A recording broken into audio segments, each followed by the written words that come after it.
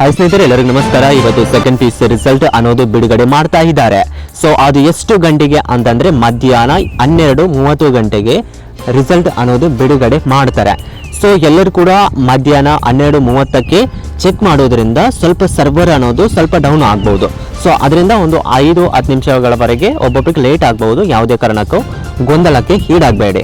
ಅದೇ ರೀತಿಯಲ್ಲಿ ಯಾವ ವೆಬ್ಸೈಟ್ನಲ್ಲಿ ನೋಡ್ಬೋದು ಅಂತಂದರೆ ಕರ್ನಾಟಕ ರಿಸಲ್ಟ್.in ಆದಾಗ ನೀವು ರಿಸಲ್ಟ್ ಅನ್ನೋದು ಚೆಕ್ ಮಾಡ್ಬೋದು, ಅಥವಾ ಅದರ ಲಿಂಕನ್ನು ಕಾಮೆಂಟ್ ಬಾಕ್ಸ್ನಲ್ಲಿ ಅಥವಾ ಡಿಸ್ಕ್ರಿಪ್ಷನ್ನಲ್ಲಿ ಕೂಡ ಕೊಟ್ಟಿರ್ತೀನಿ.